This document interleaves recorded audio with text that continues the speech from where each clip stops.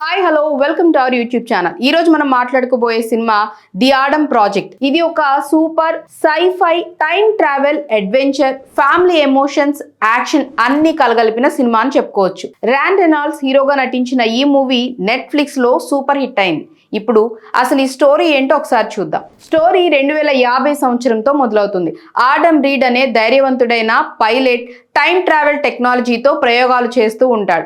అతను భవిష్యత్తులో జరుగుతున్న ఒక భయంకరమైన యుద్ధంలో పాల్గొన్నాడు. ఆ టెక్నాలజీని సరిగ్గా ఉపయోగించకుండా దాన్ని దుర్వినియోగం చేసి ప్రపంచాన్ని నాశనం చేయాలని చూసే దుష్ట శక్తులు ఉన్నాయి. ఇక ఆడమ్ భార్య లారా కూడా ప్రాజెక్ట్ లో కీలకమైన సైంటిస్ట్ గా పనిచేస్తుంది. కానీ ఒక రహస్య మిషన్ లో ఆమె మిస్సింగ్ అవుతుంది. ఇక అదే సమయంలో అందరూ ఆమె చనిపోయిందని అనుకుంటారు. ఈ వార్త తెలిసి ఆడమ్ బ్రేక్ డౌన్ అవుతాడు. కానీ అతను లొంగిపోడు. ఆడమ్ తన భార్యను కాపాడటానికి టైం ట్రావెల్ ని ఉపయోగించి గతంలోకి వెళ్లాలని ప్లాన్ చేస్తాడు. అతను తన స్పేస్ షిప్ లో ఎక్కి టైం జంప్ చేస్తాడు. కానీ దారిలో షిప్ దెబ్బతింటుంది. భయంకరమైన క్రాష్ జరుగుతుంది. అతను 2022 సంవత్సరంలోకి వచ్చి పడతాడు. అక్కడ అతనికి తన 12 ఏళ్ల చిన్న వయసు సెల్ఫ్ కనిపిస్తాడు. అంటే చిన్న ఆడమ్ తన తండ్రి మరణం తర్వాత ఒంటరిగా ఉంటాడు. స్కూల్లో బుల్లీలు ఎగతాళి చేస్తూ ఇబ్బంది పెడుతూ ఉంటారు. అమ్మ ఎల్లీతో కలిసి బాధల్లో జీవిస్తాడు. ఇంట్లో ఎల్లి ఒక్కటే పిల్లల్ని పెంచుతూ కష్టపడుతుంది. పెద్ద ఆడమ్ చిన్న ఆడమ్ను కలుస్తాడు. మొదట చిన్న ఆడమ్ భయపడతాడు. నువ్వు ఎవరు, నాలాగా ఎలా ఉన్నావు అని అడుగుతాడు. పెద్ద ఆడమ్ తన గాయాలు చూపిస్తాడు. టైం జెట్ లాగ్ వల్ల బాగా బాధపడతారు. శరీరం నొప్పులు, మైండ్ కన్ఫ్యూజ్ అవుతుంది.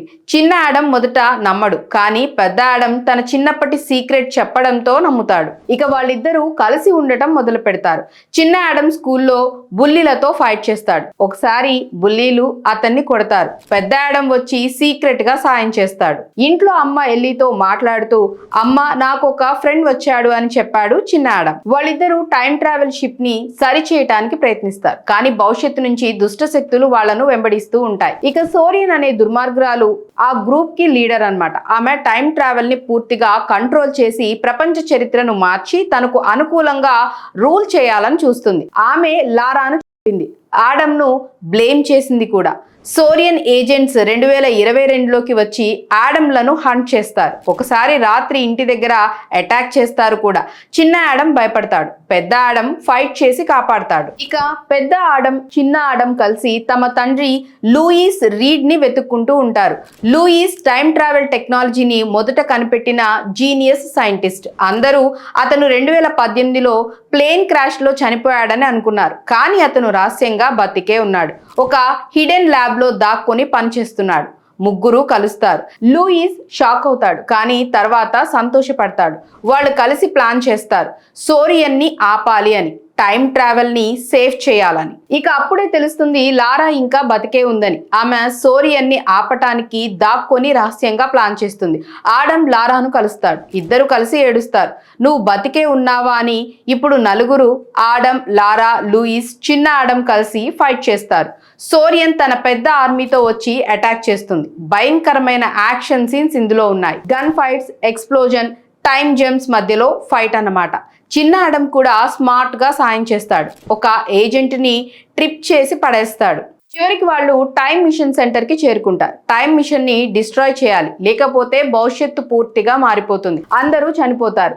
లూయిస్ తను తాను సాక్రిఫైస్ చేస్తాడు. మిషన్ ని ఓవర్లోడ్ చేసి భయంకరమైన ఎక్స్ప్లోజన్ చేస్తాడు. సోరియన్ ఆ ఎక్స్ప్లోజన్ లో చనిపోతుంది. ఆమె ఆర్మీ నాశనం అవుతుంది. పెద్ద ఆడమ్ తన టైం లైన్ లోకి వెళ్తాడు. కానీ చిన్న ఆడమ్ తో గడిపిన సమయం వల్ల అతని జీవితం పూర్తిగా మారిపోతుంది. సో యుద్ధాలు లేవు, టైం ట్రావెల్ సేఫ్. చిన్న ఆడమ్ ఇక మీద బుల్లీలతో ఫైట్ చేయడు. బదులుగా స్మార్ట్ గా డీల్ చేస్తూ ఉంటాడు వాళ్ళతో. తండ్రి లూయిస్ తో బేస్ బాల్ ఆడతాడు. కుటుంబం సంతోషంగా ఉంటుంది. అమ్మ ఎల్లి, లూయిస్, చిన్న ఆడమ్ సంతోషంగా ఉంటారు. డిన్నర్ టేబుల్ దగ్గర మాట్లాడుకుంటూ ఆనందంగా ఉంటారు. పెద్ద ఆడమ్ భవిష్యత్తులో లారాతో సంతోషంగా జీవిస్తాడు. మొత్తంగా కథ family emotions, time travel adventure, action mix తో ముగుస్తుంది. ముఖ్యంగా తండ్రి కొడుకుల బంధం, సెల్ఫ్ డిస్కవరీ, కుటుంబం ఎంత ముఖ్యమో చూపిస్తుంది. సో చూసారు కదా friends the Adam project story గురించి. మరి ఇది ఎలా అనిపించిందో కామెంట్స్ లో చెప్పండి. అలాగే మా రివ్యూ నచ్చినట్లయితే మా ఛానల్ ని లైక్ చేయండి, షేర్ చేయండి, సబ్స్క్రైబ్ చేసుకోండి. మరొక ఇంట్రెస్టింగ్ అప్డేట్ తో మళ్ళీ కలుద్దాం. బాయ్.